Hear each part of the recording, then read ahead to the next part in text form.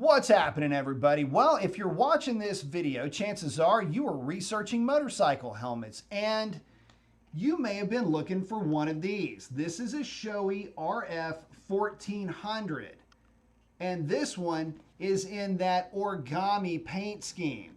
Now, you guys can see that this is an absolutely beautiful helmet in person. I can promise you the images that you're seeing are not doing this helmet any justice. But, you know, to be honest with you guys, you kind of expect that. I mean, this thing is checking in just south of $700. If you got to pay tax on it, it's going to be over. I mean, yeah, you're looking for something that's going to be good looking, but the value doesn't stop there. So let me give you guys my impressions of this thing as far as how it fits, and then give you my riding impressions of this thing. So maybe it'll give you a little bit of help, give you an idea for what this thing's all about. So at any rate, let's take another look at this thing. Oh man, that is so pretty. What you're not really able to pick up on is just how that design up on the top of this thing pops. It is just such a cool look. So anyway, there is your Shoei RF 1400 in the absolute gorgeous paint scheme of origami. I just think that is awesome looking. So how does this thing fit and what makes it so special? Well,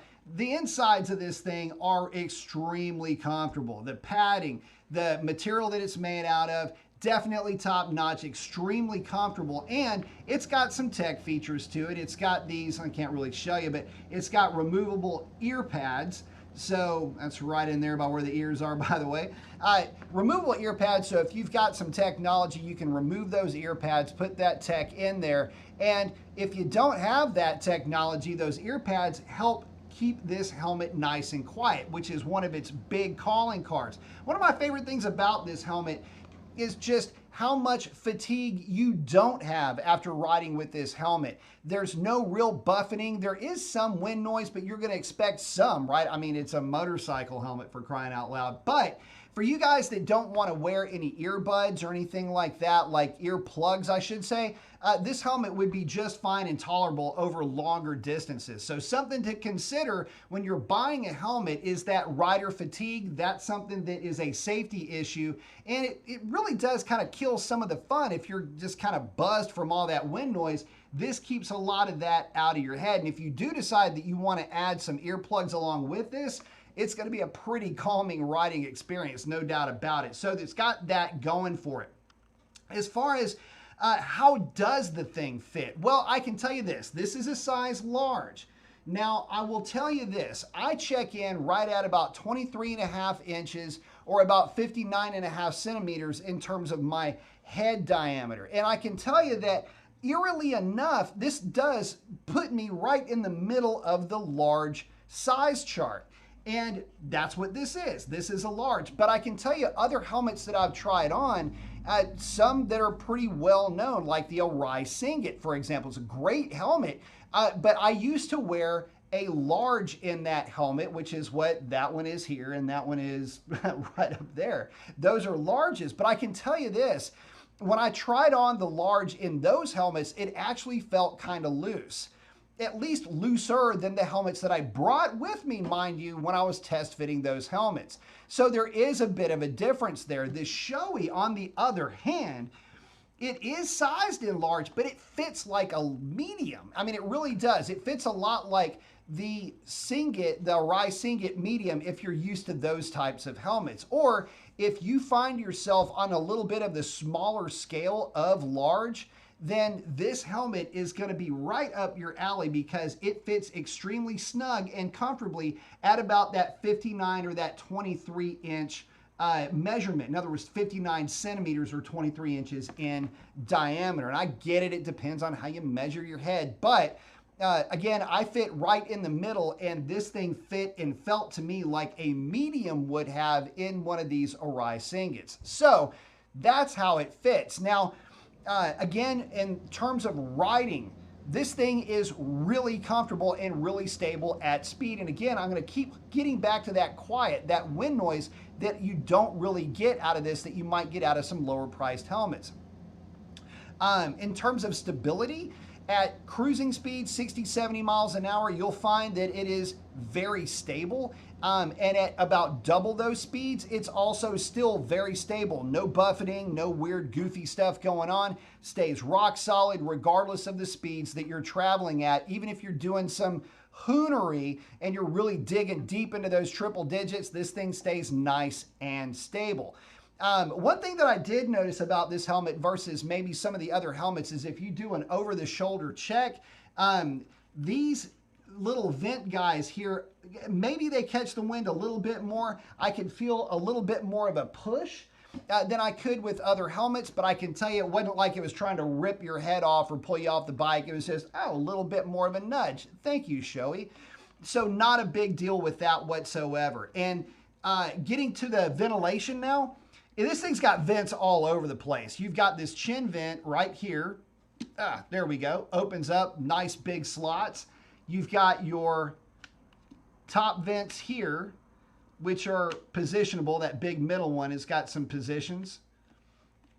The back vent is passive, but that's really not a big deal. The main flow is going to be controlled by whatever's reaching the front of this helmet. So there is that. Now, in terms of what types of accessories or anything else come with this helmet, well, you have an optional chin mesh. You can run this or not. I decided I did want to run that. There's some talk that this will help to get rid of some other wind noise or whatever, but I didn't really find that to be the case. I couldn't tell one way or another. There's also this breath diffuser up here. This is also it's an optional accessory, really. You can run it or not run it. I choose to run it. It just keeps some of your breath from hitting the visor.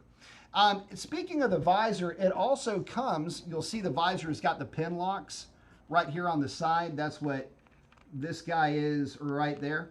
Those pin locks are for a pin lock anti-fog shield. Now, obviously, this hasn't been taken out. These are not blue. That's just the color of the film that's on it that you have to remove. But that's another, they call it a mist retardant, but it's a fog, like a secondary fog shield. Should you need it, you riding a lot in cooler areas, more humid, whatever the case is, that may be something that you're going to be interested in. Now, one criticism that some folks have had with this helmet has been where the lock is. This does have a locking visor. And I can tell you that I am very used to the side is the pop-up lock with your thumb that you would find on a Rise and other helmets. This one has got it right up in front. Now, I found this to be extremely intuitive. I like it because wearing gloves, this is a nice big button. You just reach up, press it, and it pops right up, and it's got a lot of detents. If you can hear that, listen to that. Lots of spots where you can actually have this thing just a little bit open. If you need a little bit more ventilation to help clear out the visor, maybe you want a little bit more airflow, you've got options with this thing. And then when you slap that thing down, it's not going to want to open unless you pop the button right here. Again, I happen to like it. And I've also noticed other manufacturers where I've grown used to a little bit more simple button placement and design. Those helmets aren't quite that simple anymore. So I found myself kind of fumbling a little bit. And by the way, yes, I did take another helmet. Yes, I took my gloves with me because that's what you need to do if you're going to be test fitting helmets. I did that and I found some of the others to be a little bit fumbly. So, and as far as the optics go out of this visor, they're very clear. No, none of that, funhouse mirror type of effect that you might find with some of the more, the crazier looking helmets that you'll see out there. So, hopefully this helps you out. Again, I want to give you guys another look at this helmet. This thing is absolutely beautiful in person. I can tell you this, I did not walk into the store looking for a Shoei. I'm kind of an Arai guy at heart, but when I started test fitting the Arais, they didn't quite fit the way that my older Arais fit, and I wanted something that was going to be a little bit tighter based on the way that the older Arais fit. I couldn't find anything in Arai that made sense, but I tell you what, they snuck this little guy out there for me to check out, and I ran home with it. And I'm happy to say that the riding impressions of this helmet have got me absolutely in love with this thing. So Post up your comments. Let me know if you've got one of these Shoeis. What do you think about it? What's been your experience with that? Also, how did it compare to other helmets that you've tried out? Did you come from a lower tier helmet and get into this, or did you come from something higher and decide that this had all the features that you need in terms of safety and in terms of fit and finish? So with that, I'm going to go ahead and wrap it up. Hope that helps. Y'all have a great one. And that's a wrap, adios.